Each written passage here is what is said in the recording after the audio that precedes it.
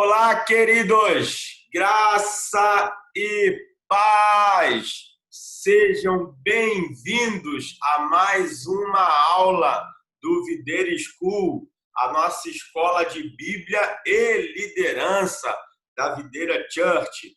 E hoje eu tenho algo muito forte para compartilhar com vocês.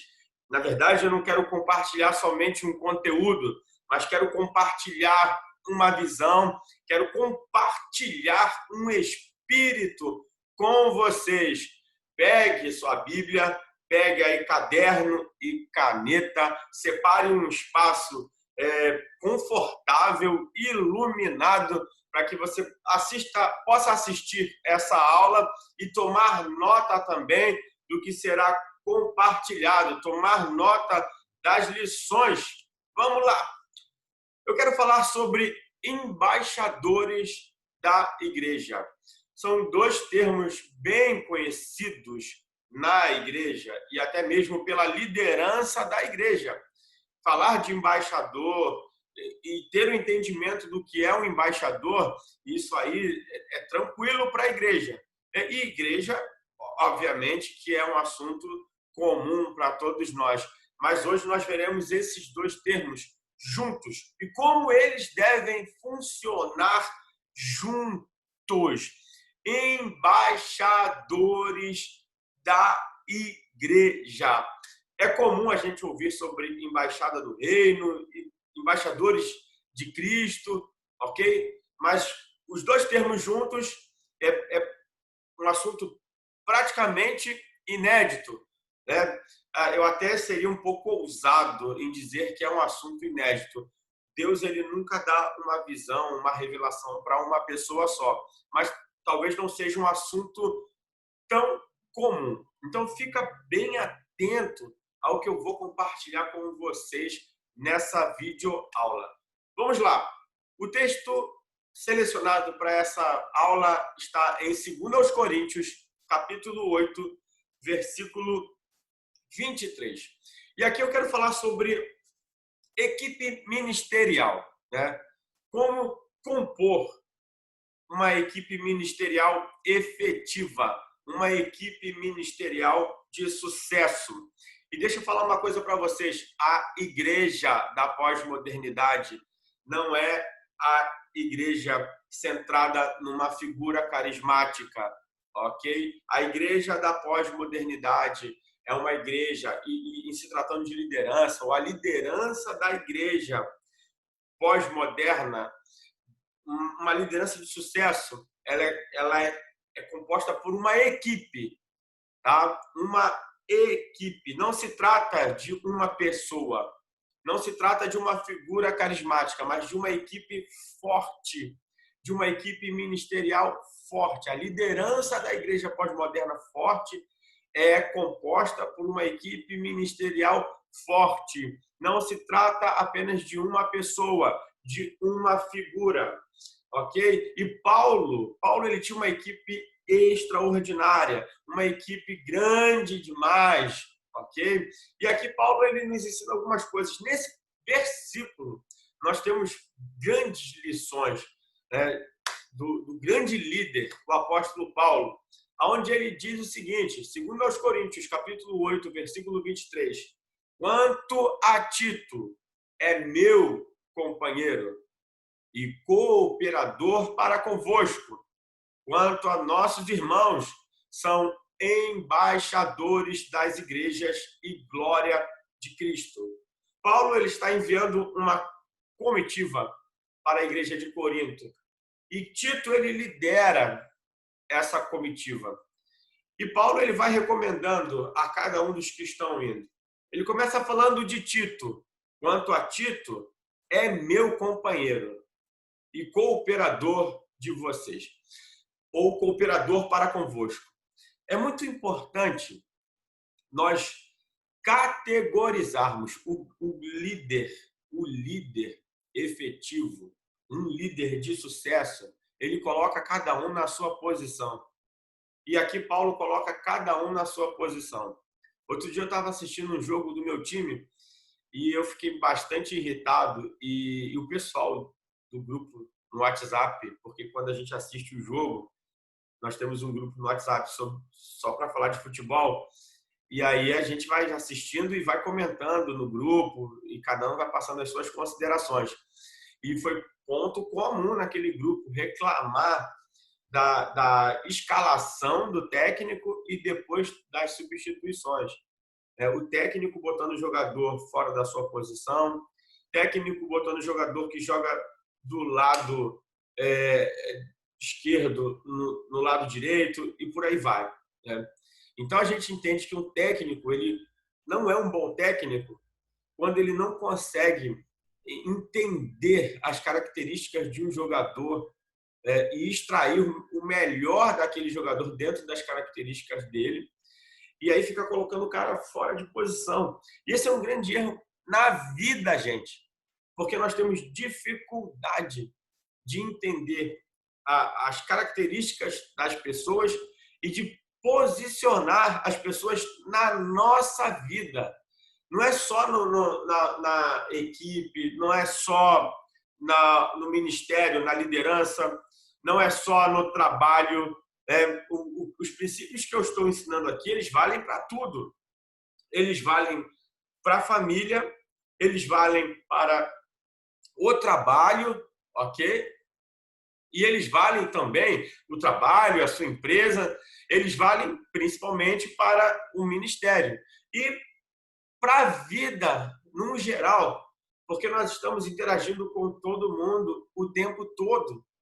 E uma grande dificuldade que a maioria das pessoas tem é de entender cada pessoa, entender suas características e de posicionar corretamente essas pessoas, de colocar elas aonde elas devem estar, de colocar essas pessoas aonde elas funcionam melhor.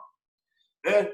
Obviamente que existem alguns jogadores acima da média que eles funcionam em qualquer posição, em qualquer lado do campo. São os chamados coringas, mas são exceções. A regra é que cada um tem o seu posicionamento, tem o seu ponto forte, funciona melhor num determinado setor. E aí o técnico pega um jogador mediano, que joga por um lado do campo e escala ele do outro lado do campo. E o cara já não é extra série, não é fora de série na posição dele, né? Aonde ele funciona melhor. Imagina ele fora do setor dele, fora do posicionamento dele, fora da zona de atuação dele. A gente pode sair da nossa zona de conforto. Agora, sair da zona de conforto não é sair da zona de atuação do seu dom, ok? Uma coisa é sair da zona de conforto. Outra coisa é você sair da zona de atuação do seu dom. Então, tem muita gente que está deixando a zona de atuação do seu dom, entendendo, acreditando que isso é sair da zona de conforto. Isso precisa ficar muito claro. Então, Paulo ele coloca cada um na sua posição e deixa isso bem claro. Ele manda uma comitiva, mas deixando as coisas muito claras.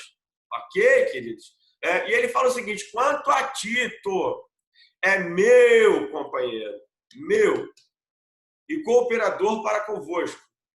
Então ele deixa bem claro para a igreja de Corinto: Tito é meu companheiro e é cooperador de vocês.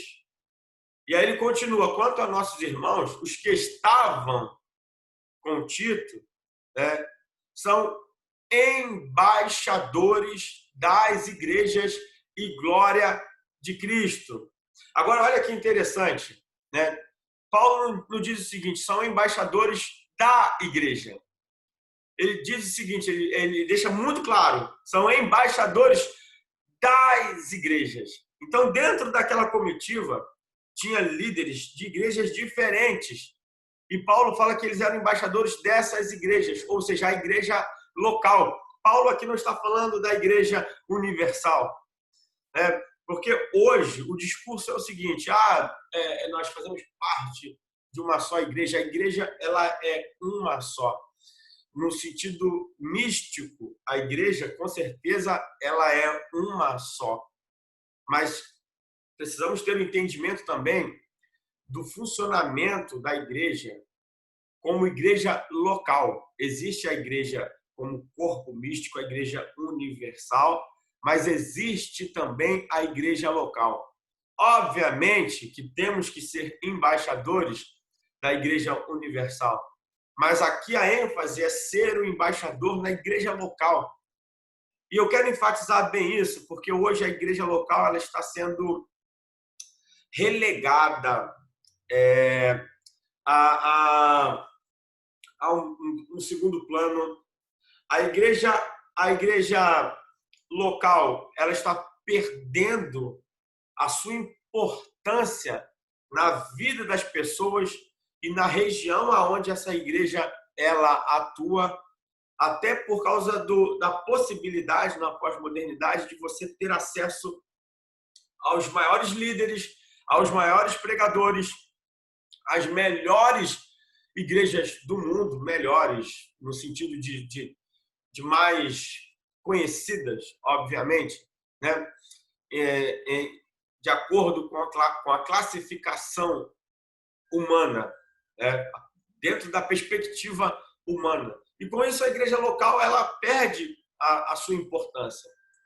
Só que se nós enfraquecermos a igreja local, nós vamos enfraquecer a igreja. Isso precisa ficar muito claro. Se você enfraquece a igreja local, você enfraquece a igreja. As igrejas que estão na mídia, e glória a Deus por isso, elas cumprem um propósito, precisamos delas. Elas são a minoria, gente. Isso precisa ficar bem claro. Elas são a minoria. Então, nós não podemos abdicar. Nós não podemos enfraquecer a maioria. Entendam isso. Uma igreja local forte é uma igreja forte. Igreja local forte é igreja forte. Igreja local forte é igreja forte. Então, Paulo fala que eles eram embaixadores das igrejas que eles pertenciam.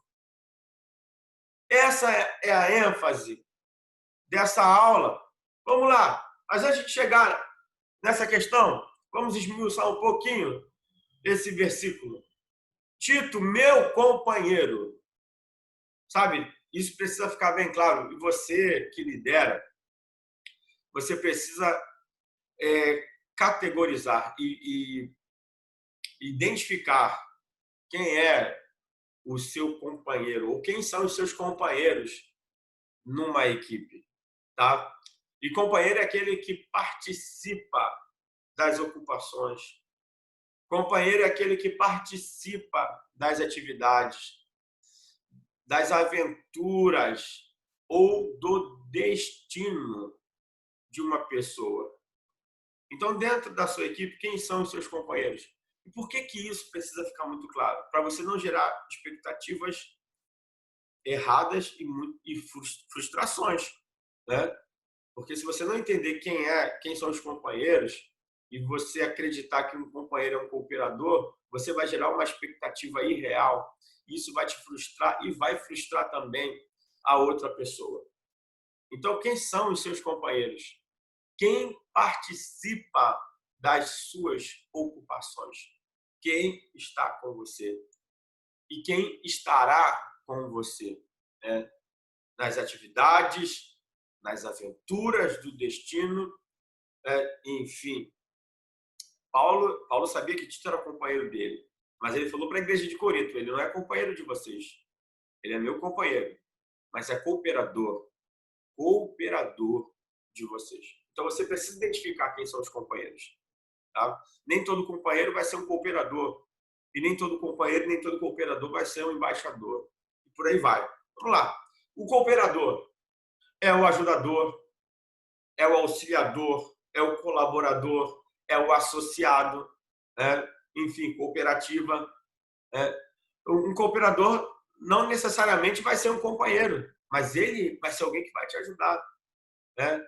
Talvez não vá ser alguém tão íntimo, Talvez não vai ser alguém que vai compartilhar algumas coisas da vida com você, mas vai ser super útil, vai ajudar muito, vai auxiliar muito, vai colaborar, enfim, está com você. Ele está com você, mas dentro da área de atuação dele, no setor dele. E isso precisa ficar muito claro, isso precisa ficar bem definido na sua mente. E por último, nós temos aí o embaixador. E aqui a gente vai, né, se ater um pouco mais. Vamos definir um pouco o embaixador, embora com certeza você já saiba, né, mas não custa nada lembrar.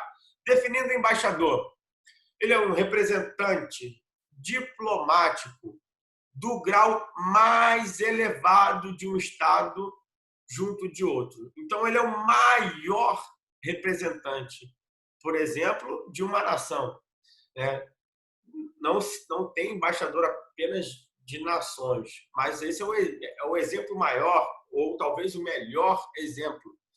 E a gente precisa entender que ele é o maior representante, né, de uma nação fora dessa nação. Isso tem que ficar muito claro. Né?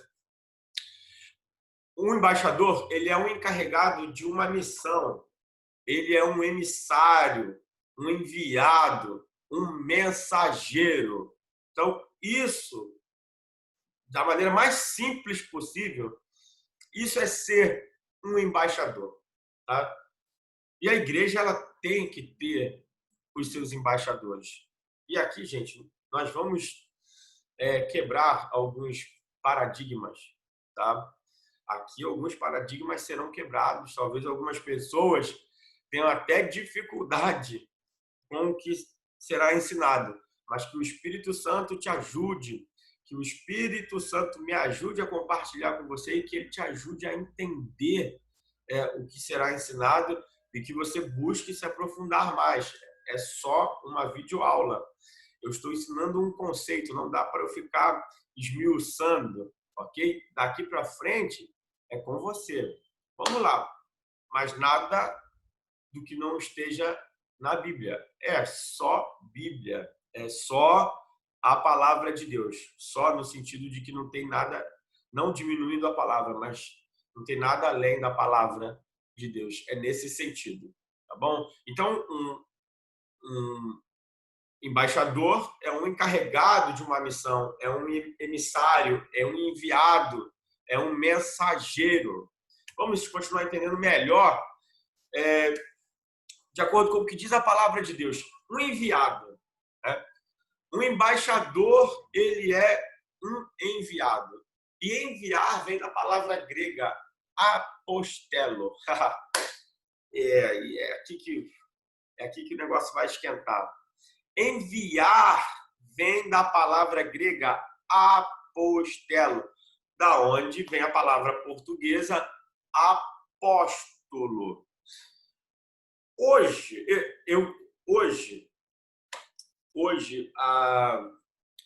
o entendimento desse ministério está um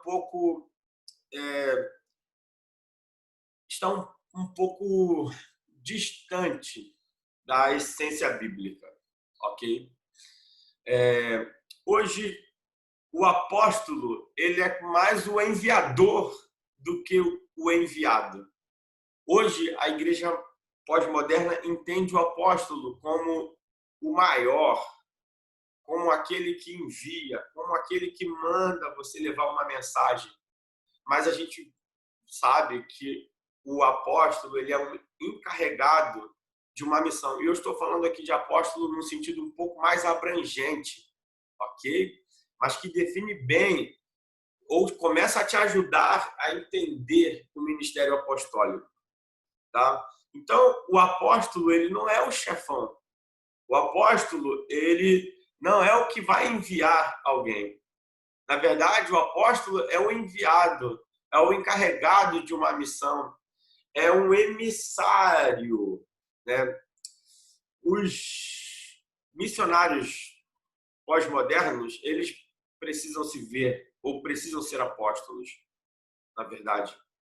Eles precisam ser apóstolos. porque ele tem que ser alguém que vai com uma mensagem e tem que ser também um plantador de igrejas. Eu não quero, quem sou eu para tentar corrigir alguém que está fazendo um trabalho missionário. Eu quero contribuir apenas com aquilo que o Senhor tem me dado, ok? Mas como alguém que plantou uma igreja, como um plantador de igreja, como um iniciador de igreja, eu entendo que eu tenho alguma autoridade para falar sobre isso. E também porque eu entendo que a igreja, ela não envia missionários. A igreja, ela tem que ser missionária. A igreja, ela está fazendo missão o tempo todo. Na verdade, a igreja não está fazendo missão. A igreja está em missão. A igreja, ela tem que estar em missão o tempo todo. Ela tem que ter senso de missão. É isso que eu penso. Mas em poucas palavras, porque a ênfase não está aqui. Eu vou depois preparar uma outra aula para me aprofundar na questão do ministério apostólico. Mas em poucas palavras, para que você entenda bem esse conceito, né, mais abrangente da questão do ser apóstolo. Então, o apóstolo, ele não é um enviador. Na verdade, ele é um enviado. Paulo fala que eles eram embaixadores das igrejas. Eles eram os apóstolos das igrejas. Eles estavam sendo enviados como apóstolos, como emissários, como encarregados de uma mensagem de outras igrejas, das igrejas que eles lideravam, como eu já disse. Então, esse é um conceito de apóstolo ou do ministério apostólico visto de uma maneira mais abrangente. E isso também acaba ajudando a gente a entender e absorver e a aceitar o ministério apostólico e a entender o que é ser uma igreja apostólica, porque é mais simples do que a gente pensa. A gente está discutindo tanta coisa e o negócio é tão simples, né? Simples demais. Lá em 2 Timóteo, e esses textos vão nos ajudar a entender isso. Lá em 2 Timóteo, aqui você vai entender o que é ser um apostelo, um enviado, um embaixador da igreja. E essa é uma palavra bem direcionada para líderes. E você, como líder, que você se enquadre nas 3 posições, mas às vezes fica difícil. Alguns poucos conseguem. Alguns são companheiros, cooperadores e embaixadores. Mas se você for um embaixador, uau! Nossas igrejas serão explosivas, queridos! Se você for um embaixador da igreja que você faz parte, se você for um embaixador da liderança que você compõe, do time que você compõe, nossas igrejas serão explosivas. Paulo diz o seguinte em 2 Timóteo 4,12: também enviei Tíquico a Éfeso. Então, nesse sentido, Tíquico foi um embaixador, foi um apóstolo de Paulo, gente. Sabe, eu vejo pessoas que compõem uma equipe de liderança e não conseguem ser embaixadoras dos seus líderes. É isso? Gente do céu, eu sei que é um conceito um pouco difícil, mas é isso que vai fazer a igreja ser forte, porque nós estamos falando de princípios. Nós queremos avivamento, nós queremos uma igreja relevante, nós queremos realmente alcançar vidas. Nós queremos também benefícios para as nossas vidas, mas sem cumprir princípios. Sem o cumprimento dos princípios.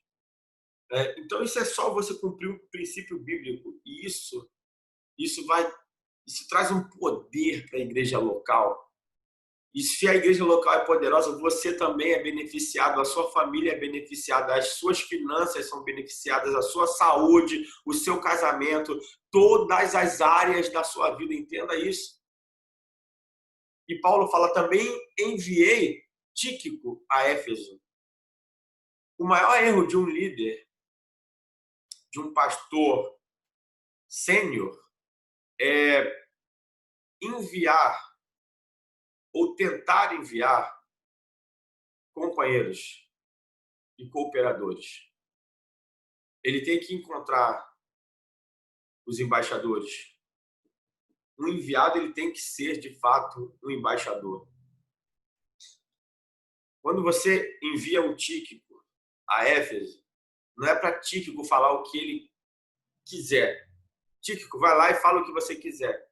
Paulo enviou, e Paulo, na maioria das vezes em que ele enviou alguém, ele enviou na condição de prisioneiro, é porque ele estava impossibilitado de se locomover. E como naquela época não tinha os recursos que nós temos hoje, a tecnologia de hoje, então o alcance de Paulo ele era muito limitado. E ele necessitava de embaixadores, absurdamente, de gente que falaria o que foi enviado para falar. Porque o enviado ele não é enviado para falar o que ele quer.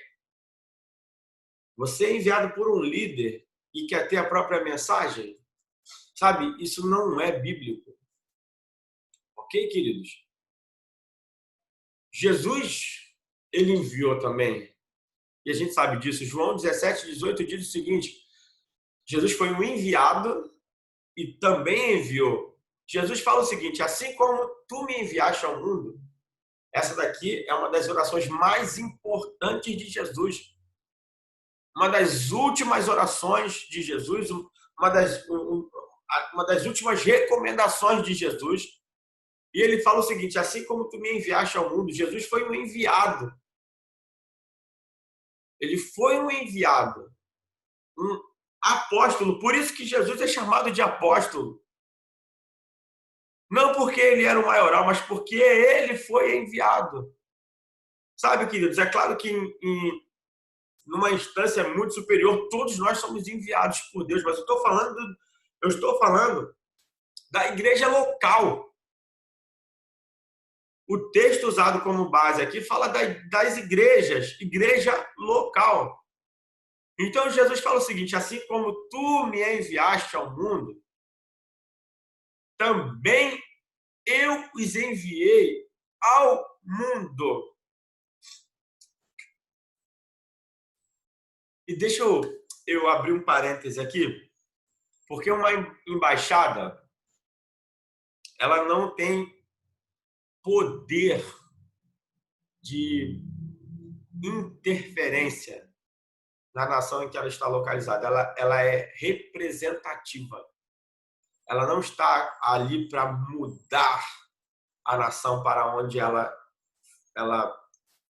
foi direcionada ou aonde ela está. Ela está ali para representar, ela está ali para dar garantias aos cidadãos da sua nação em solo estrangeiro, até mesmo oferecer proteção. Vocês sabem do que eu estou falando, né? Então, a igreja, no sentido mais amplo, ela é uma embaixada do céu na terra. Isso precisa ficar bem claro. A igreja, no sentido mais amplo, ela é uma embaixada do céu na terra. É por isso que quando Paulo escreve as suas cartas, Paulo não fala assim, carta para a igreja que do local tal. Deixa eu ver se eu acho aqui rapidamente alguma coisa. Deixa eu aqui rapidinho.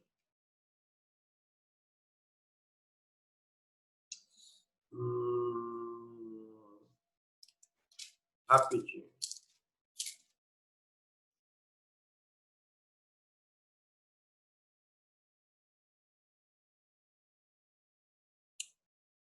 Enfim, aqui eu não vou conseguir achar, não, mas enfim, vamos lá. Para não perder muito tempo e não desconectar. Quando Paulo ele escreve as igrejas, ele não fala a igreja de tal lugar, mas a igreja que está em tal lugar. Uma igreja no Rio de Janeiro, ela não pode ser entendida como uma igreja do Rio de Janeiro, mas no Rio de Janeiro. A igreja brasileira ela não pode ser entendida como a igreja do Brasil, mas a igreja no Brasil. Quando a igreja é do lugar, isso se torna um problema, né? Isso é problemático, porque ela deixa de ser embaixada, digamos que ela possa ser entendida como uma desertora, né? Então você perde conexão, você perde o senso de missão, você deixa de compartilhar a mensagem que você recebeu para compartilhar. Né? Então não é a igreja de tal lugar, mas em tal lugar. E com isso, nós não podemos ter nenhum orgulho e muito menos complexo de inferioridade, porque alguns pastores eles se sentem muito orgulhosos porque suas igrejas estão em áreas nobres, nas regiões mais nobres das cidades em que estão, e outros já se sentem inferiores e até mesmo fracassados, porque se encontram em áreas que ninguém quer estar, e quem está ali não está por escolha, está por falta de opção, né? Enfim, as igrejas, a igreja ela tem que estar em tudo qualquer lugar, tem que estar nos centros mais nobres e nos mais pobres, e precisa entender que ela não é aquele lugar. Ela é o céu sendo representado naquele lugar. É isso. Isso precisa ficar muito claro. Então, não importa, pastor, você que está me assistindo, não importa aonde você está, aonde a sua igreja está plantada. Se você está na pior região possível, não se sinta inferior, sabe? Se sinta desafiado, porque você está em missão nesse lugar, você está aí para mudar esse lugar. A sua igreja não é desse lugar, a sua igreja não é esse lugar, a sua igreja é uma embaixada do reino nesse lugar. É para levar a cultura do reino para esse lugar, meu querido. Entenda isso definitivamente. Você está aí para levar a cultura do reino para esse lugar, né? E aí você vai dar garantias aos cidadãos que estão nesse lugar. Você vai oferecer proteção e muitas outras coisas aos cidadãos desse lugar. Entenda isso. Então, assim como tu me enviaste ao mundo, Jesus disse, também eu os enviei ao mundo. Nós viemos de uma igreja que há algumas décadas só queria enviar as pessoas para o céu, né? Sendo que o envio é para o mundo. O céu não precisa de apóstolos, o céu não precisa de enviados, de embaixadores. É a terra que precisa, queridos. A terra que precisa de embaixadores. Prosseguindo aí, para a gente entender o que é ser um embaixador de uma igreja. João 12:45. Jesus disse o seguinte, Jesus foi um enviado. Eu poderia ficar aqui muito tempo ensinando sobre Jesus como enviado, né? João 12:45, Jesus falou o seguinte, e quem me vê a mim, vê aquele que me enviou. E quem me vê a mim, vê aquele que me enviou. Esses dias eu estava conversando com um membro aqui da igreja, e essa pessoa estava comentando sobre uma palavra que a minha filha mais velha ministrou. E essa pessoa disse o seguinte, caramba, eu olho para sua filha e te vejo, né? E vejo a mãe também, vejo a pastora Noemi também. Ela tem um pouco dos dois, mas eu vejo muito de você na sua filha. Esse é o sentido mais profundo de um enviado, né? Você vai ser um representante de quem te enviou. E as pessoas elas precisam olhar para você e ver em você quem te enviou. Lembrando, gente, que eu estou falando num sentido mais restrito e no sentido de igreja local, tá? E é complicado quando você... Na verdade, esse tipo de gente não tem que ser enviada, né? Porque pode ser que seja um companheiro é um companheiro apenas, é um cooperador. Mas se você não entender que é um embaixador, não envie, porque vai ter problemas, vai ter dificuldades. E a gente está falando aqui de expansão de igreja também. E aí Jesus fala, quem me vê a mim, vê aquele que me enviou. Vamos mais fundo aqui no que é ser um embaixador, no que é ser um apostelo, um enviado, um apóstolo, no sentido mais amplo, né? João 7,16, Jesus respondeu, o meu ensino não é de mim mesmo, vem daquele que me enviou.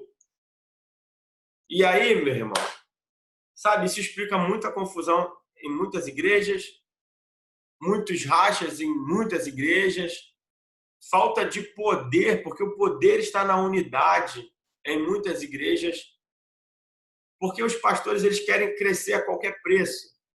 A liderança quer crescer a qualquer custo e começa a enviar pessoas que têm os seus próprios ensinos. Sabe, você que tem o seu próprio ensino, você tem que ser honesto. Você que tem a sua própria visão, não se coloque debaixo da liderança de alguém, não faça parte da equipe de alguém. Faz o seu. Talvez Deus tenha te enviado para começar alguma coisa. Vai lá e pague o preço de ser um iniciador. Monte a sua equipe. Agora, não queira desfrutar do que alguém está construindo, sendo que você não quer levar, não quer ser um enviado daquela pessoa no sentido mais bíblico possível. E às vezes você nem concorda com o ensino do pastor sênior.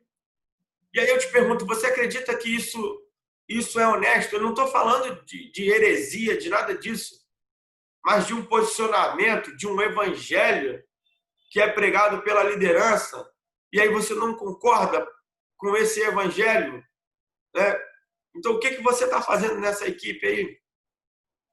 E às vezes a pessoa quer estar ali pregando, quer estar no púlpito, quer ser um ensinador, quer até abrir uma extensão dessa igreja. Como? Se você não é um apostelo? Jesus, querido, Jesus respondeu, o meu ensino não é de mim mesmo.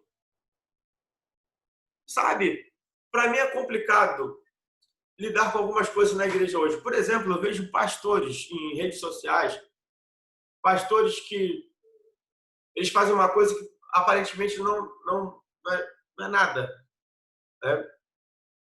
Para os descuidados não é nada. Mas, por exemplo, eu vejo pastores que pegam frases de outros líderes, de grandes frasistas, e eles colocam a sua assinatura embaixo dessas frases.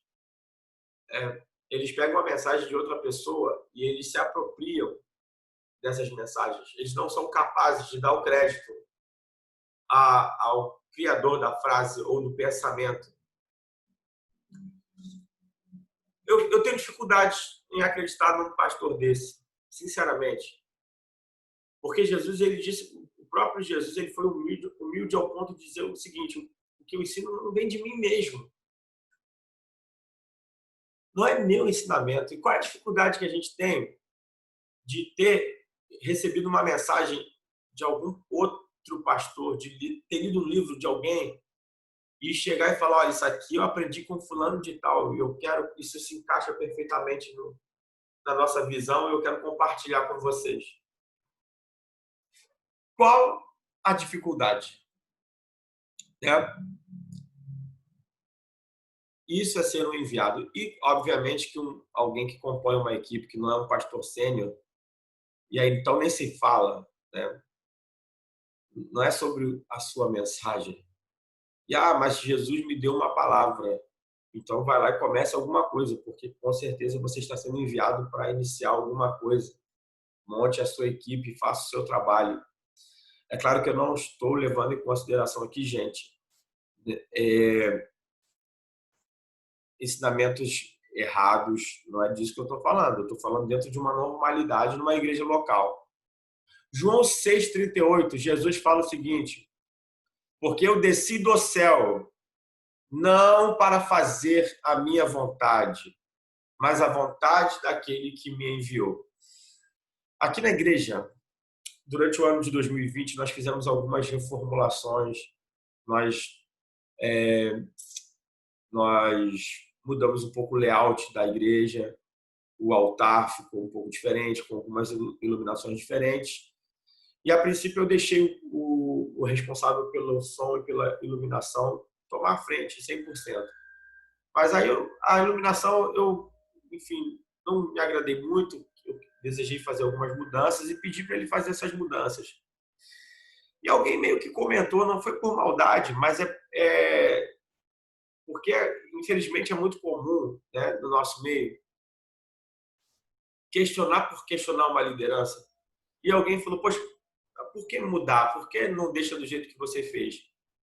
E a resposta do líder do som e iluminação foi a melhor possível. Ele disse o seguinte: o pastor não gostou. E mesmo que eu talvez não goste do que ele está orientando, eu não acho que seja o melhor, mas é o que ele quer. E o que ele quer vai prevalecer. E acabou. A conversa, ela se encerrou ali. Né? E é isso. Jesus falou o seguinte: porque eu desci do céu não para fazer a minha vontade, mas a vontade daquele que me enviou. Está encerrado. Nem mais um ponto, nem mais uma vírgula. É isso que vai trazer sucesso à missão, porque a unção está na obediência. A unção está na obediência. João Batista, ele foi um enviado. A gente vê João Batista, e aqui eu encerro, a gente vê João Batista apenas como um profeta, né? Mas João Batista foi um enviado. João, capítulo 3, do versículo 26 ao 30, nós lemos o seguinte: E foram ter com João e disseram-lhe, Rabi, ou seja, mestre, aquele que estava contigo, os discípulos estavam falando de Jesus, aquele que estava contigo além do Jordão, aquele que estava contigo. Então, Jesus, em algum momento, ele esteve abaixo de João Batista, né? Aquele que estava contigo além do Jordão, do qual tu deste testemunha. E aí João Batista começa a se apresentar como um apostelo, entendendo qual era o papel dele, qual era o posicionamento dele, né? Do qual tu deste testemunho, ele batizando, e todos vão ter com ele. Ou seja, mestre, a igreja dele agora está mais cheia do que a sua. Antes, João Batista era o cara, o bambambam. Bam, bam. Agora ele estava tendo que dividir as atenções. Antes, só as conferências de João Batista enchiam. Agora, as conferências de Jesus também estavam enchendo. Né?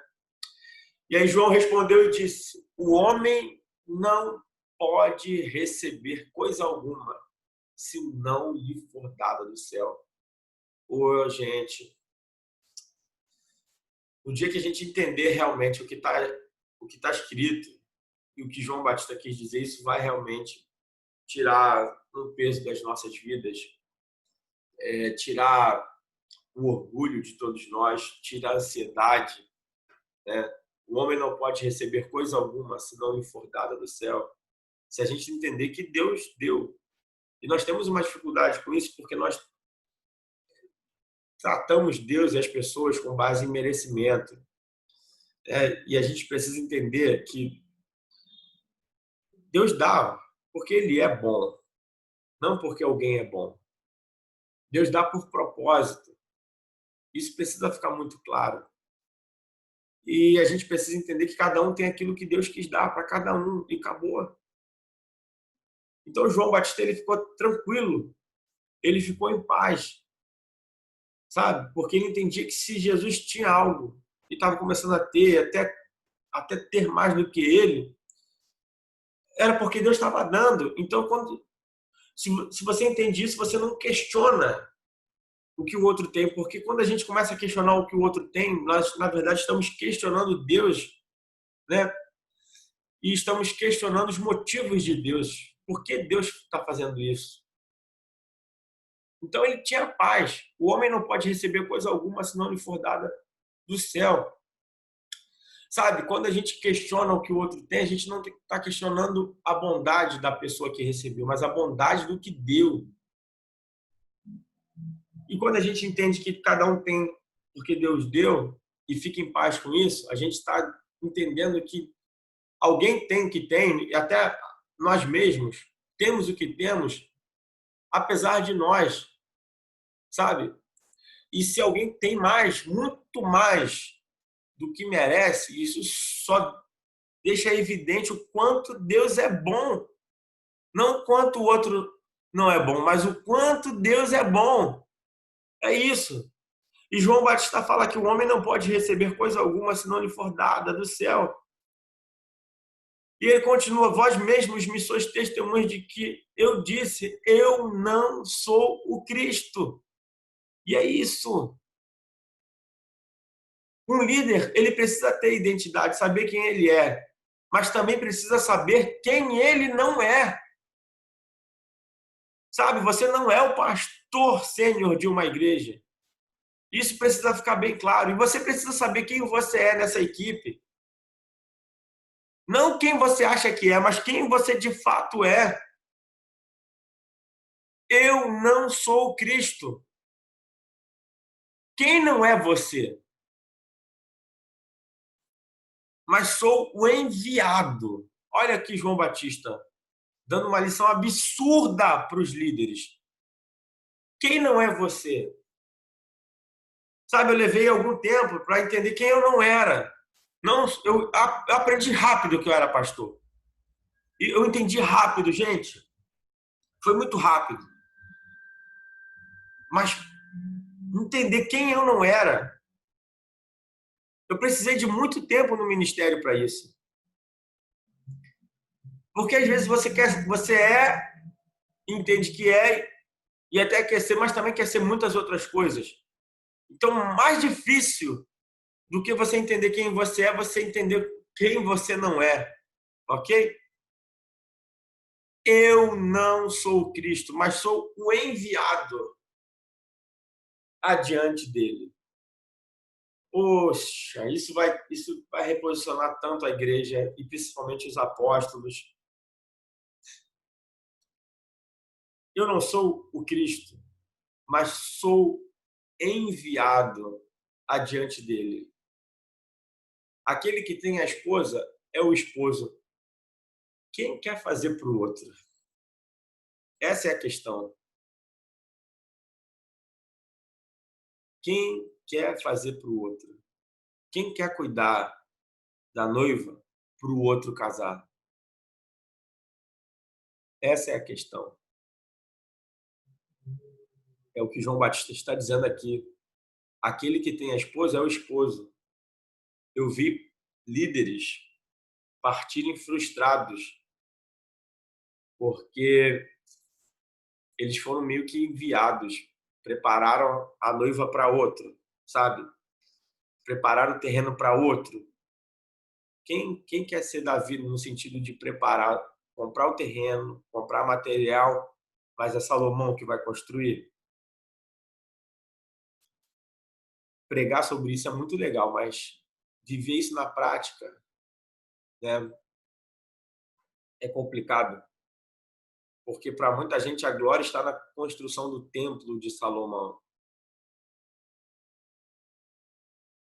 Quem quer ser só o que vai preparar o território? E a gente precisa saber qual é o nosso papel. Eu sou só o que vou preparar, só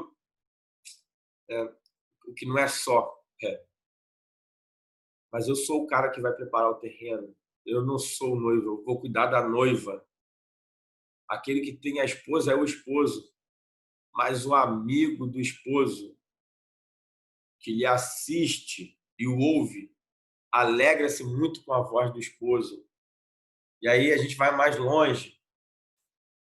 É você se alegrar. O enviado ele se alegra com a alegria de quem o enviou. As pessoas, elas têm emocional, a maioria das pessoas tem emocional para as suas tristezas. Elas estarão com você na sua dor, vão chorar com você. Só que a Bíblia não fala para a gente só chorar com os que choram, mas a gente tem que se alegrar com quem se alegra. O que, o que é chegar numa reunião familiar com um carro zero? Quantos celebram de fato? É. E aí você pode se colocar no lugar de quem chega com o carro zero e você também pode se colocar no lugar de quem está vendo alguém chegar com o carro zero. Como que você reage diante das conquistas de outros? Quando alguém compra uma casa própria, quando alguém reforma a casa, deixa a casa linda, quando alguém é promovido, quando alguém começa a ser bem-sucedido, como nós reagimos?